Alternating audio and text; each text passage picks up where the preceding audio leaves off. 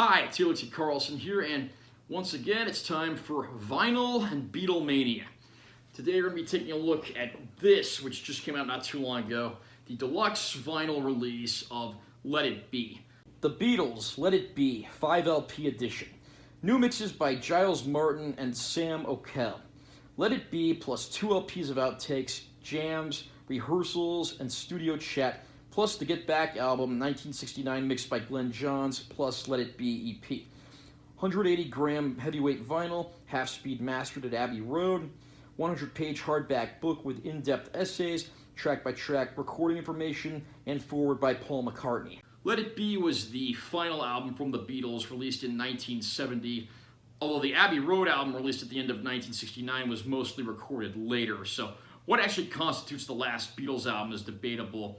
But to the public, seeing what was released, Let It Be was the last thing they got during the band's original tenure together. And of course, we've got the classic cover art of the foursome here. This album originated as a series of jams for brand new material that could be performed live, but naturally, that didn't pan out, and what we ended up getting was this, which was essentially finished off by producer Phil Spector. I'm going to do an unboxing of this, I'll share my opinion, and let you know what I think overall. So right here, again, we got the classic cover art, title of the album on the side. Other sides are just blank. Here's the contents of the discs and the booklet. On the back, we have a list of all the discs and which each one consists of. So let's go ahead and open this up, and I'll let you know what we've got in here. And as you can see, when you take this out, this is just blank because the cover of the book is the photos of the band members. So here's the book that comes with the release. And you open this up. I actually put the hype sticker from the shrink wrap in there just so that wouldn't get thrown out. There's an introduction here by Giles Martin, who worked on the newly mixed version of the original album. He, of course, being the son of late Beatles producer George Martin. Here's some photos from the sessions. We actually just got the Peter Jackson Get Back documentary on Disney+, so some of these photos will look familiar if you watch that series. And these sessions were previously chronicled in the Let It Be movie that came out originally in 1970, which to this date still has not gotten an official home video release, the only Beatles film in which that's the case. As usual, I'm not going to go through and show off every single page in here, but there's a ton of stuff in here, including, descriptions of the tracks, rare photos from the sessions. And it's very, very cool stuff for Beatles fans. I mean, I haven't sat down and read every single page of this book, but I'm going to have to do that at some point. Just even I, who am a diehard Beatles fan, will probably learn something new from all this. It's a great wealth of info here, and any Beatlemaniac will be very lucky to have what all is in this set, as well as the wealth of information that's included in this book. So now let's get to the audio portion of this release, which of course is what you came for. Disc 1 is the original Let It Be LP, which fans have been listening to for over 50 years now. And even though this was essentially a bunch of jams and outtakes that were kind of thrown together, the end result actually made for a pretty decent album with some strong cuts, even if there are a few, fillers and throwaways. It's still a fantastic album, and I do think that revisiting it is definitely a good option if you're a fan. And now that we've got this deluxe edition plus the Get Back documentary, what better time than now? Here's the album itself. You got the apple on that side, and of course the cut down the middle apple on that side. Now I know some of the original releases of this had a red apple on them. I don't know if that was just like the original 1970 release that was like that or what.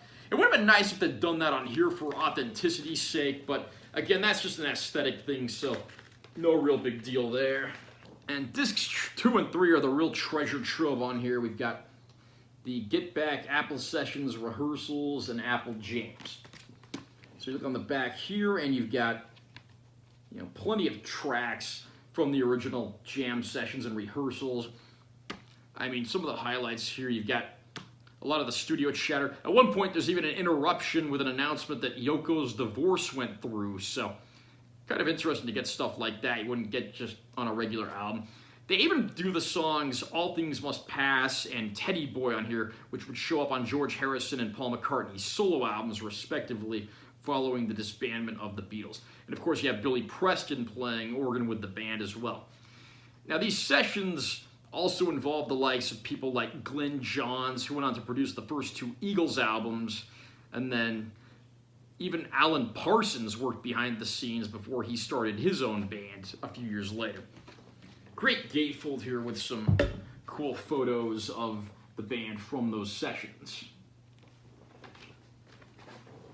Probably my personal favorite disc in the collection is this one, which is the original Get Back album that was put together by Glenn Johns but rejected by the band.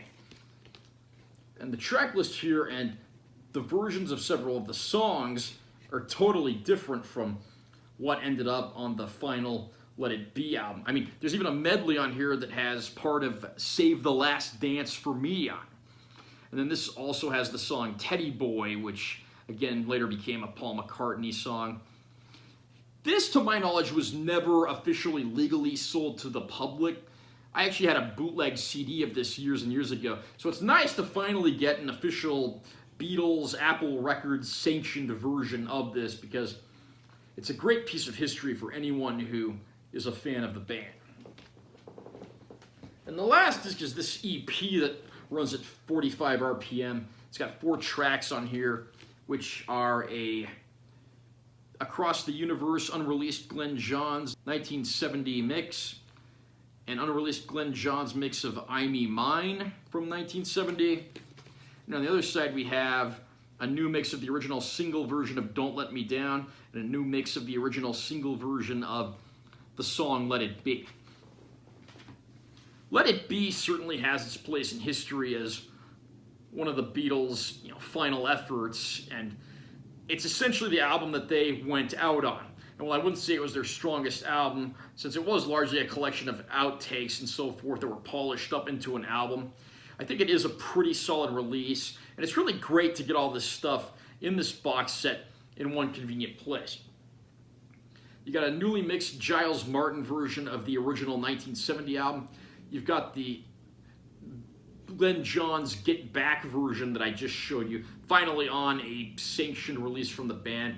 You got all those outtakes, demos, and so forth, like 2 discs worth, and then that EP that's got some unreleased and new mixes, which is very nice. The only real complaint I have with this release is there were a lot more in the way of outtakes and studio sessions and banter. There was a lot of stuff from the Get Back documentary that could have been included here that unfortunately doesn't appear here. But, I mean, there could easily have been an extra LP in here filled with those sessions, jams, rehearsals, and so forth. Honestly, I don't even think we've seen everything when it comes to these sessions because there was so much stuff the band did. I mean, there's a lot of tracks you'll see in the Get Back documentary that were never officially released by the band in any shape or form. A lot of them are just like, half-finished musical ideas, but they would have been a nice addition to this set, although I won't argue that this is an otherwise stellar set that certainly does justice to the Beatles' swan song. Are you a fan of the Beatles, and where does the Let It Be album fall in your rankings? Have you had a chance to watch the Get Back documentary yet?